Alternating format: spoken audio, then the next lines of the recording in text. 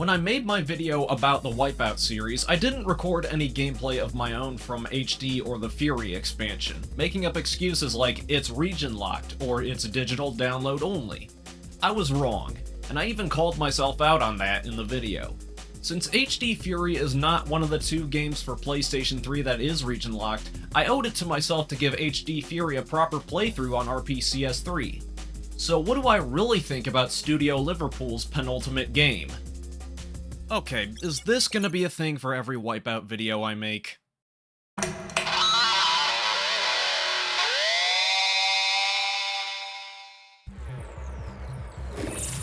Ahoy there! I did the Wipeout games a disservice by glossing over HD and the Fury expansion. I'm going to right my wrong by giving Wipeout HD and Fury a good, honest review. FYI, I'll be referring to this game as HD Fury from this point forward. Wipeout HD, not to be confused with the silly Obstacle Course TV show, came out in 2008 on PlayStation 3 as a digital download. The game received an expansion known as Fury in 2009, and a physical release a few months later with the Fury expansion called Wipeout HD Fury. It's the follow-up to Wipeout Pulse on PSP, which came out in 2007. Remember that. This review will be using the retail release from Europe via RPCS3, since, again, this game isn't region-locked, and because it's one of the few games on the emulator that runs fairly smoothly without major glitches. That said, the emulator froze a couple of times. This may or may not run as smoothly on your PC, it depends what components are in it. For those that don't know, the Wipeout series of racing games is about slippery hovercraft racing over dangerous tracks with weapon pickups scattered across the track. This is the epitome of death sled racing. I initially hated this kind of racing game, thinking that the weapons detracted from the racing experience. But once I understood the Mario Kart connection and started playing these games, they quickly grew on me. HD Fury continues from where Studio Liverpool left off with Pulse. And by that I mean it's almost like an HD remaster of Pulse. Seriously. Most of the game's courses are reused from both the PSP installments Pure and Pulse, and most of the music from Pulse was carried over. That said, if this game is a remaster of the PSP games, it's a damn good remaster at that.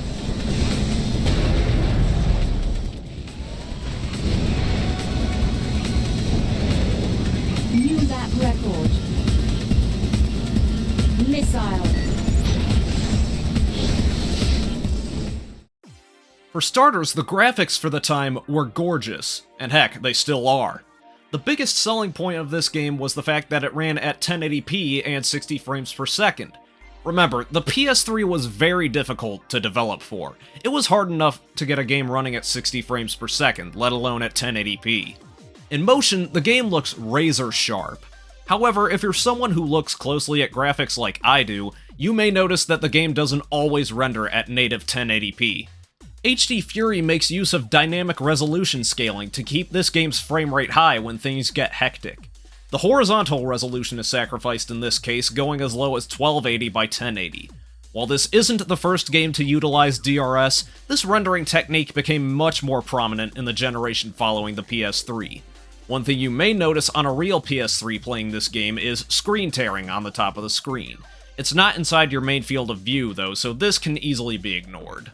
Most of this doesn't matter with RPCS3 since I could probably upscale this game to 2160p if I had a compatible monitor. Even through emulation, HD Fury looks fantastic, with the occasional frame hitch or compilation artifact. If any DRS is being used, I'm certainly not seeing it, unless I'm playing Zone or Detonator. Tracks in this game look very detailed even if they're not new. Additional courses were added in Fury alongside new modes, which we'll get into. The style of this game is reminiscent of the Designers Republic style of graphic design, which is saying a lot seeing as the graphic design house featured in the PS1 games had folded around that time.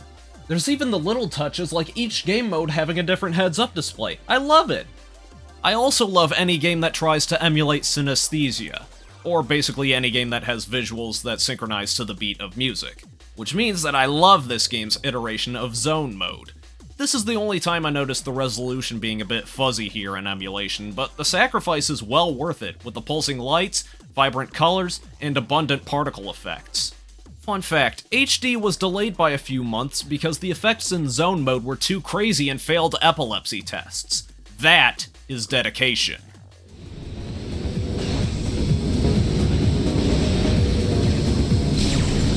New lap record.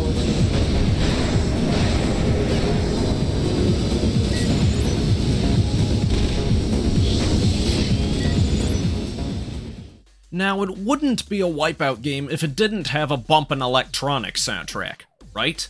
I'm glad to say that HD Fury delivers on that front, in a parallel universe.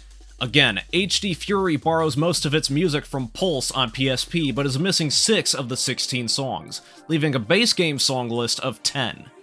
That's about as many as the original PAL release of the first game. The Fury expansion added 6 more songs, bringing the total to 16. I do like the music, but I wish there was more of it. Original Wipeout composer Cold Storage, aka Tim Wright, also composed 6 songs for an album inspired by HD, but the songs were not an official part of the game. Not that it matters here, since all the songs are copyrighted, which is a big no-no on YouTube. Fortunately, the game supports custom playlists if you have music saved onto your PS3 hard drive. I'm also pleased to find out that custom soundtracks are supported on RPCS3, and it was fairly easy to figure out. I'll leave a mini tutorial in the description. That means I can still have music in the game without editing it in or worrying about Content ID. Nice. Just keep in mind that if you are going to use a custom soundtrack, electronic music works best for Wipeout. The sound design supplements the rest of the game with appropriately futuristic sound effects, including the jets of the ships, the beeps of the mines, the whoosh of the boosters, and more. Some sound effects were also carried over from the PSP games, but they still work for this game. Another nice touch is that there's a high-pass filter applied to the music when you're making a jump. Burnout Paradise also did this. I do think, however, that the jets sound more substantial in both 2048 and Omega Collection, though. Contender eliminated. Contender eliminated.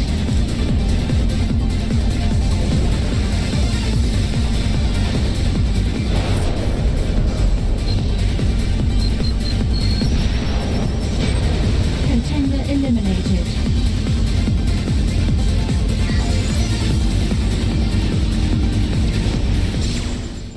I don't know how Studio Liverpool did it, but they managed to tighten the handling again while still being icy. If you're going to get into any Wipeout game, you'll quickly learn that the air brakes are a necessity to negotiate hard corners, as well as proper racing lines. This is especially true when you start playing faster races after Venom and Flash speed classes. The classic control scheme used throughout the series is still intact, even though contemporary racing games like Forza Motorsport started using the analog triggers for acceleration and braking. Even Gran Turismo wouldn't adopt that control scheme as default until Gran Turismo Sport. Point is, if you're used to any other modern racing game, HD Fury will catch you off guard. Even if you can remap the controls, you'll find that you'll absolutely need to keep the triggers bound to the air brakes. It's a control scheme well worth getting used to, except that look back and turn around are backwards in my opinion. If you're absolutely new to Wipeout, you might want to consider turning on pilot assists. These will help keep you from hitting the edges of the track if the icy handling gives you trouble. It'll actually give you a choice when you first start the game. I have them turned off because it's not death sled racing if you can't live on the edge. Plus, it does more harm than good in the long run. Your lap times will suffer with the assists on. Worth noting, this game also supports motion control. See, the PS3 controllers had 6-axis technology, which amounts to tilting the controller in place of moving an analog stick or pressing on the D-pad. I would say that's not supported on RPCS3, but then I'd be lying. DualShock 4 and DualSense still have 6-axis style functionality, which means it works on RPCS3. It's a total gimmick and not worth playing like this, and it actually makes my wrist start to hurt after 2 laps, but it's a fun bonus feature, I guess. Plasma. Wait.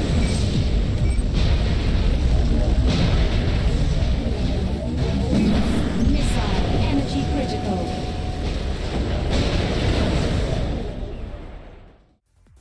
It'd be a shame if there wasn't a lot of meat on the bones of HD Fury. I mean, it was released as a download-only title on PS3 in the US. The good news is that HD and Fury will keep you busy. The main campaign consists of 86 events across 8 tiers, with Fury adding 80 more across another 8. That amounts to a total of 166 events. There's also a total of 8 unique game modes, with 5 in the base game: Race, Time Trial, Speed Lap, Tournament, and Zone. As well as 3 additional modes in Fury: Zone Battle, Detonator, and Eliminator. There's a lot for you to do and over 166 gold medals to obtain, so go get 'em, Tiger. Out of all the modes in the game, the ones I enjoyed the most were the normal races, Zone, Detonator, and Eliminator. Zone may look like a simplistic score attack game, but it's actually useful for track memorization, especially when playing at higher speeds. Detonator could be its own arcade game, as it's really fun to shoot at mines and chain together clusters. It's kinda like Wipeout meets Tempest. Eliminator is this game's version of Road Rage from Burnout. It makes for a great stress reliever, since this mode is all about walloping anything and everything that moves. And yes, I also love the Quake power-up.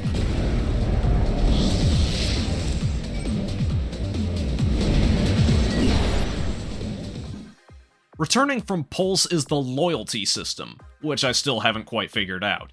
You earn loyalty to one team by completing events with bonuses based on finishing position, laps completed, eliminations, and so on. I think that if you earn enough ship loyalty points, you unlock a new ship from that team. That's what I've gathered, at least.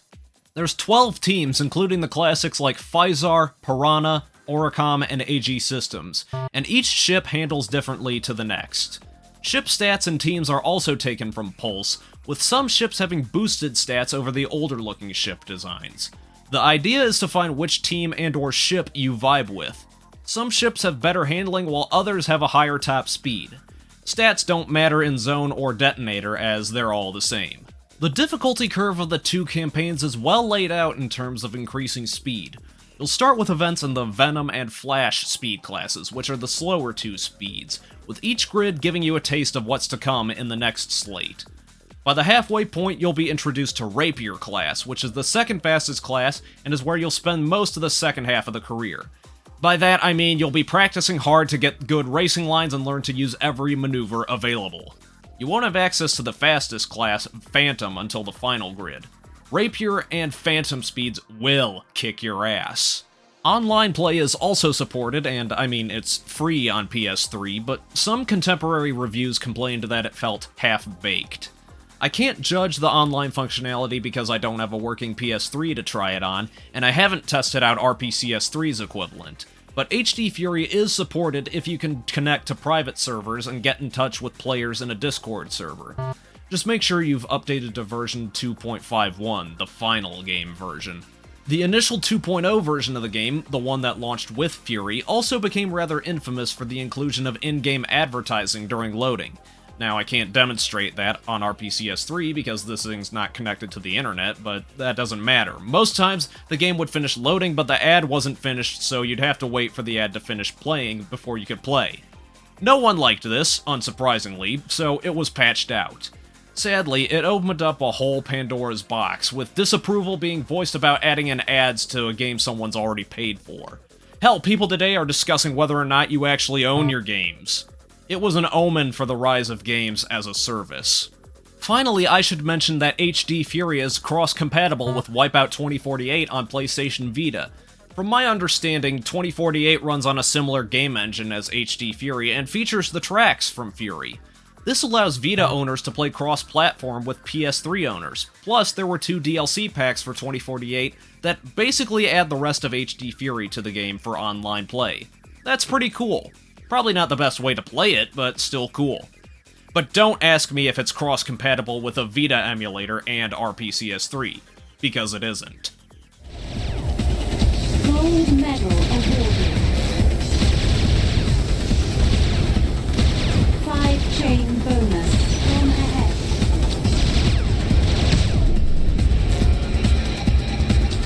Stage 6. Despite mainly being a downloadable title, and wait a minute. Speaking of both games, what about Omega Collection? 3, 2, 1. HD, Fury, and 2048 were unified in a 2017 remaster known as Wipeout Omega Collection for PS4. I still don't actually own this game, but HD Fury got quite the glow up. The graphics are better and so are the engine sounds. There was also a PSVR mode added post-launch. Sadly, the music was not maintained from the PS3 game and actually uses a unified soundtrack between both games. Still electronic, but nothing really stood out to me. It doesn't even have custom soundtrack support like the original game. However, the PS4 does have Spotify integration. In fact, Sony made an official playlist featuring music from and inspired by the series. So if you are going to play either HD Fury or 2048, Omega Collection is the best way to do so if you don't have the original game or hardware. Plus, it has the benefit of being backwards compatible on PS5. Anyway, this was just a quick footnote since I don't have a PS4 or PS Vita. Bomb. Plasma.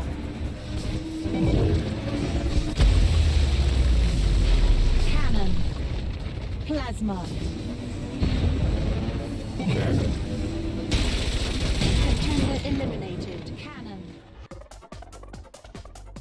Despite mainly being a downloadable title and reusing most content from the PSP games, Wipeout HD Fury is a great entry to the series on its own.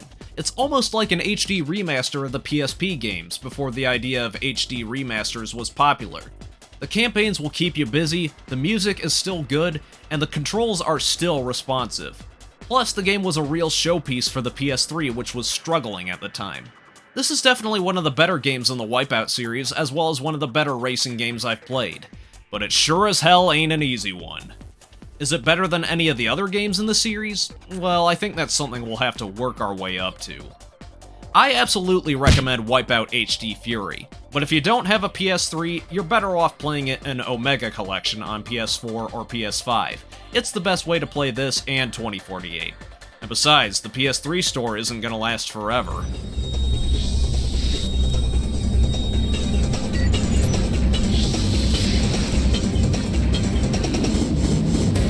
Race complete. Gold medal awarded. Squiddy the Kid signing off. Like, comment, subscribe, and Fisar.